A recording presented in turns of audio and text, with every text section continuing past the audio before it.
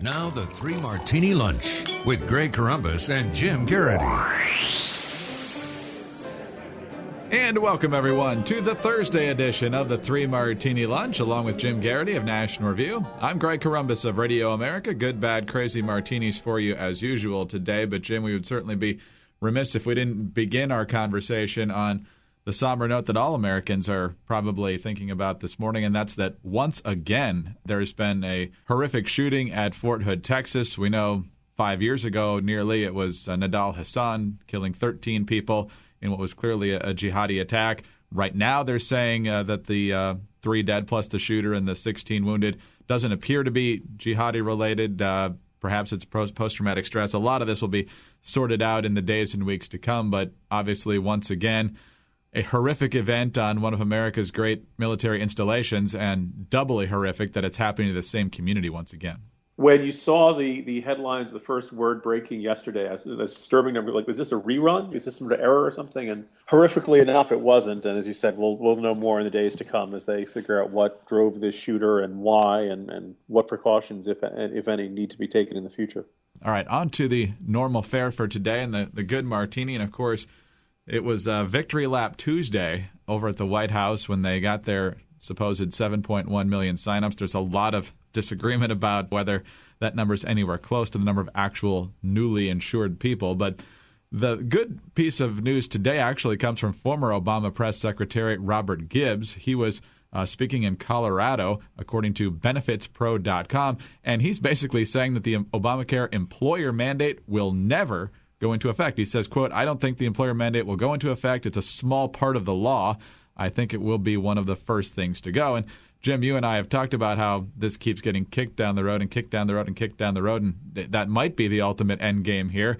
But to hear this coming from a former administration official who, albeit since he left the White House, has been known to be pretty openly critical at certain times of his former boss, but this one's pretty eye-opening. Yeah, two things kind of jump out about this. The first is that when somebody leaves government life and heads into the usually lucrative world of giving speeches to corporations and associations and things like that, usually you can count on a half an hour to an hour of absolute boring blather. If you're lucky, you get occasional old funny stories of the good old days or good times, something like that. And I say this as somebody who once in a while gets invited to do these sorts of association events and stuff like that. Robert Gibbs actually broke some news. He may have violated his contract. These are supposed to be boring speeches. And instead, he comes out and says, a notably surprised audience. Now, one of the other things that kind of jumps out of it is you look at the quote that he says, look very carefully at his wording. "I don't think the employer mandate will go into effect. I think it will be one of the first things to go," he says. At no point does he say it'll be repealed. To kind of just underline in red the sheer lawlessness of how this gargantuan regulatory leviathan has been implemented. Say you're a member of Congress and you totally believe in the employer mandate.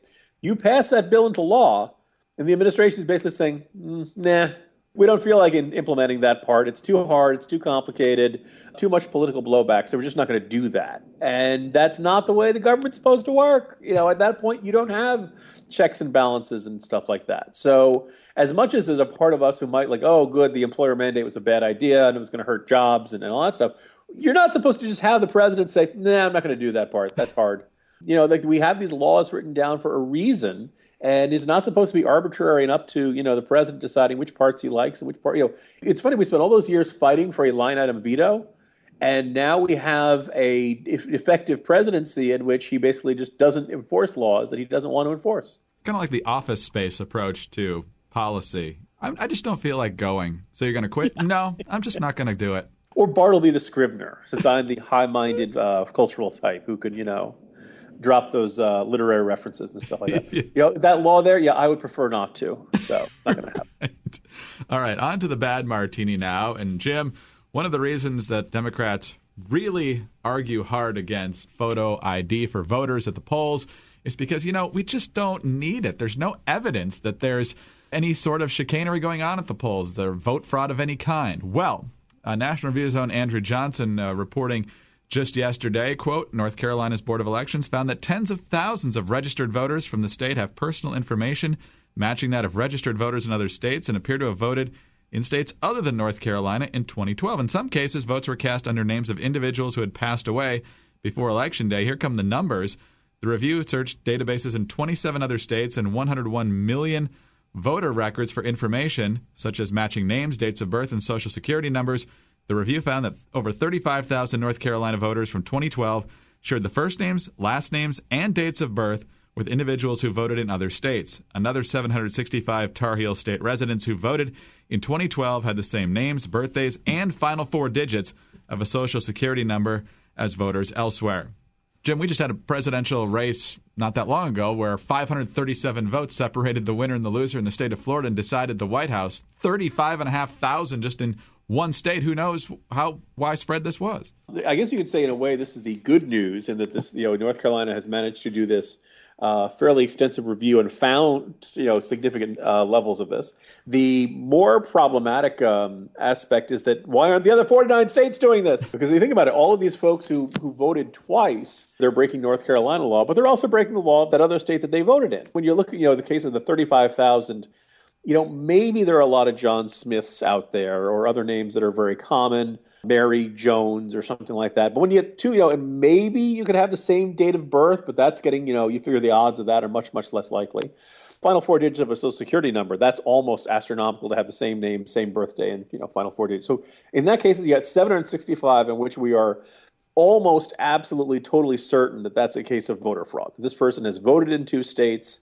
I remember the Daily News did a study of this about New York and Florida, because there are a lot of snowbirds, they call them. They own property in two states. And they found, I want to say, in similar numbers, at least a couple hundred, a significant number. And this was, not too long after the 2000 election. And they called up some of these people and said, why did you vote in two states? Some of them got prosecuted, some of them didn't. But a bunch of them was like, well, the other side cheats, so I figured, why shouldn't I? Great. Which was a really unnerving state, because once you have that mentality, elections just turn into a question of which side can do voter fraud better. Basically, the collapse of democracy, the collapse of free and fair elections. But then the other aspect, which is kind of unnerving, is they said the 81 deceased North Carolinians, they said, look, some of them could be you submit an absentee ballot, and then, the next day you keel over or shortly thereafter. But they said there's between 40 and 50 who died at a time that's not possible. I also seem to remember actor Roy Scheidner from Jaws, who apparently made a donation to the Barack Obama campaign 2 months after he died, which always seems odd. So, we see these things. We want everybody who's allowed to vote once.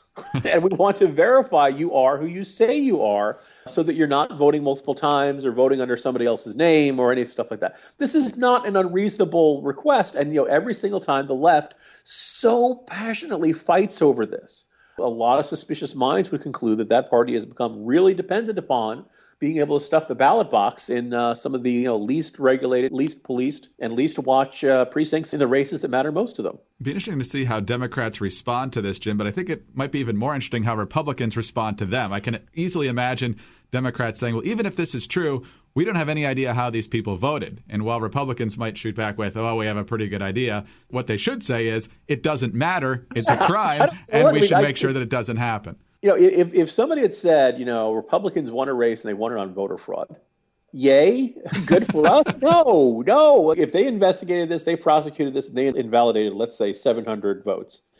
And obviously, it's not going to make a big difference in the statewide races, but let's say some state legislator ends up, the margin in that race was 700 votes or something like that. Toss his butt out of there. There should be consequences of this. So anyway, I'm just sighing and fuming, and, typically good evidence. And you realize what's really frustrating is that they do very little to dissuade liberals who insist, there's no such thing as voter fraud. Well, we're going to lighten the mood a little bit here in the Crazy Martini after all that frustration. And there was a fun skit last night on The Tonight Show. A lot of folks were worried that after Jay Leno and some of his zingers against the Obama administration went off the air, that Jimmy Fallon was going to be more of a tool of the Obama administration. He certainly fawned over Michelle Obama when she came on, but he's had some skits on that show that have certainly not been complimentary to the president. Yesterday, he actually had Sarah Palin on the program. We've got 3 clips here, the first one of which is rather extended. And just listen in the sequence of clips at some of the shots that he takes at the Obama administration, as well as the audience response to Sarah Palin. Okay, talk to you later, Barack. No, you hang up. No, you hang up. No, you hang up! He hung up.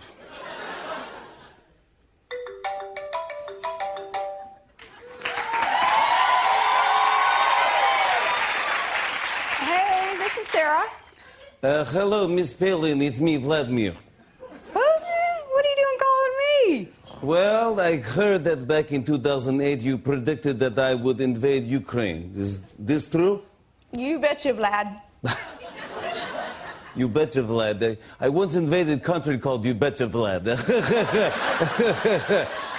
Interesting. You shoot bear? I prefer hand-to-hand combat. Oh, yeah, well, see, that's why everyone says you're such a strong leader. Well, I come from strong genes. President Obama, he come from mom genes. Alaska really is close to Russia. Maybe I should invade. I wouldn't if I were you, Vlad. You may be able to take down a bear, but you're no match for a mama grizzly.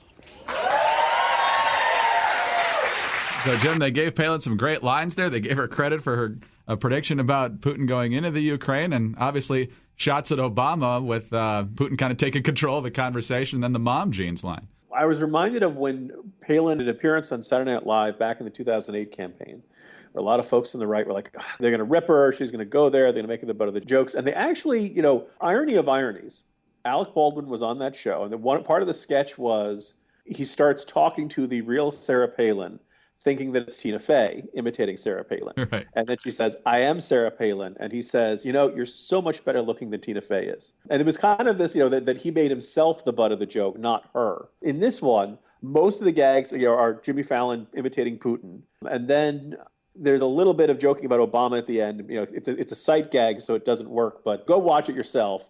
But Obama appears briefly, silently at one point. Another kind of shot at them. You want to talk about giving her a good line to end on? People in that New York audience who may not ordinarily be huge fans of Sarah Palin, but she's basically telling Putin, don't you dare invade my state. Don't you dare invade my country. You'd be messing with a mama grizzly. And of course the audience goes nuts. Yeah, because even a New York audience really doesn't like Greg.